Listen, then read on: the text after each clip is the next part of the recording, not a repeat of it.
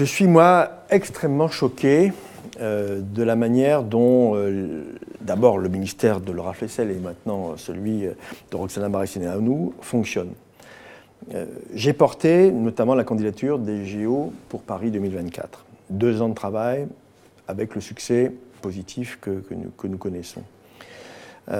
Je suis totalement effaré de voir que l'un des rares budgets qui a diminué, c'est celui du sport. On vient d'avoir les JO et on diminue, pour la 2e fois consécutive, le budget du sport.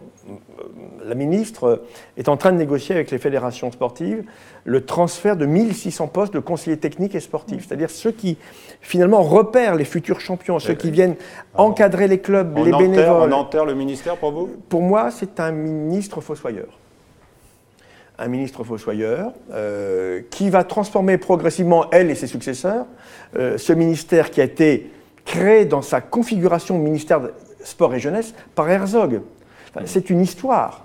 C'est pas mon histoire politique, mais c'est une histoire dans le pays et qui considère le sport comme étant un vecteur d'épanouissement, de liberté, de lien social. C'est un message, le sport. C'est 34 millions de pratiquants dans notre pays.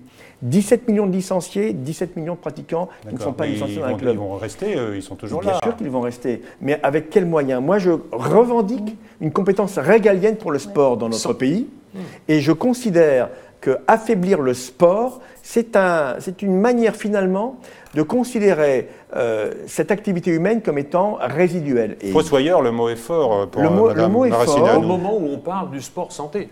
Au moment où on parle du sport santé, au moment où on va accueillir la Coupe du Monde féminine de football en 2019, où on est donc ceux qui allons organiser les JO en 2024, la Coupe du Monde de rugby en 2023. J'ai participé à tous ces choix, à tous ces dossiers. Et je considère que les fameux petits 500 millions d'euros du sport en France, on aurait dû avoir un plan de financement du sport jusqu'au 2024, amenant à doubler le budget du sport dans notre pays.